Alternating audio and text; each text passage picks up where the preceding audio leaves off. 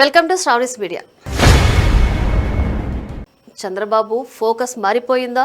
Chandrababu target fix చేసుకున్నారా? ఇప్పుడు ఇదే తెలుగు రాష్ట్రాల్లో హాట్ టాపిక్. సుదీర్ఘ రాజకీయ అనుభవం, 4 సార్లు ముఖ్యమంత్రిగా వ్యవహరించిన నేత, ఓ పార్టీకి అధినేత, జాతీయ రాజకీయాల్లో కూడా చక్రం తిప్పిన అనుభవం, తనకంటూ ఓ ప్రత్యేక బ్రాండ్ క్రియేట్ చేసుకున్నారు కూడా. ఇంకా చెప్పాలంటే సిబిఎన్ అనే 3 అక్షరాలు ఒక బ్రాండ్గా మారిపోయాయి. దేశ రాజకీయాల్లో సిబిఎన్ మాట వినే ఎంతో మంది రాజకీయ నేతలున్నారు.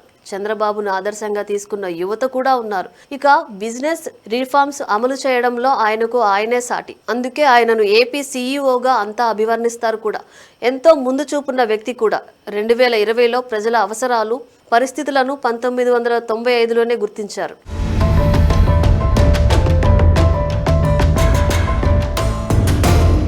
ఏపీ సీఎం చంద్రబాబు ఇటీవల బాగా బిజీ అయ్యారు. ప్రధాని నరేంద్ర మోడీ ఆయన ఇంటికి వెళ్లి చర్చించడం, తర్వాత చంద్రబాబు ఢిల్లీ వెళ్లడం, కేంద్ర మంత్రులతో వరుసగా భేటీలు కావడం, ప్రత్యేకంగా హోంశాఖ మంత్రి అమిత్ షాతో చర్చించడం, ఇవన్నీ చూస్తుంటే దేశంలో ఏదో రాజకీయ నిర్ణయం ఉంటుందన్న చర్చ నడుస్తోంది. ప్రధానంగా చంద్రబాబు కేంద్ర రాజకీయాల్లోకి వెళ్తారు అన్న ప్రచారం పతాక స్థాయిలో జరుగుతుంది.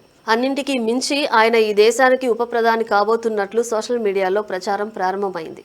అనేక రకాల కథనాలు, గాసిప్స్ వస్తున్నాయి. అయితే 3 నెలల కిందట కూడా ఇటువంటి ప్రచారం జరిగింది. బీహార్ సీఎంగా ఉన్న నితీష్ కుమార్ తన పదవికి రాజీనామా చేసి రాజ్యసభకు నామినేట్ అయ్యారు. త్వరలో ఆయన కేంద్ర మంత్రివర్గంలో చేరుతారన్న ప్రచారం నడుస్తోంది.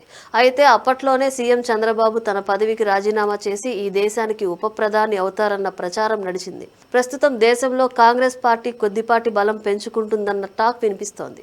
భారతీయ జనతా పార్టీలో దెబ్బతిన్న విపక్షాలు ఇప్పుడు ఏకతాటిపైకి వస్తున్నాయి. దాదాపు దేశవ్యాప్తంగా ఉన్న సీనియర్ నేతలంతా బీజేపీపై కారాలు మిరియాలు నూరుతున్నారు. అయితే ఒక్కో రాష్ట్రం బీజేపీ స్వాధీనం అవుతున్నా సార్వత్రిక ఎన్నికల విషయానికి వచ్చేసరికి ప్రజల మూడ్ మారే అవకాశం ఉంటుంది.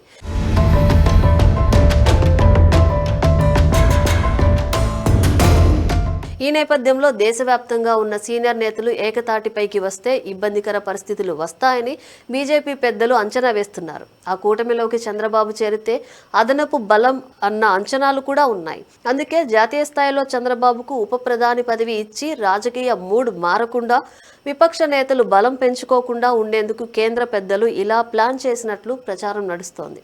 అయితే ఇప్పుడున్న పరిస్థితుల్లో ఏపీ సీఎం చంద్రబాబు కేంద్ర రాజకీయాల్లోకి వెళ్లడం జరిగే పని కాదు. ఆయన కేంద్ర రాజకీయాల్లోకి వెళితే సీఎం బాధ్యతలు లోకేష్కు అప్పగిస్తారన్న ప్రచారం ఉంది.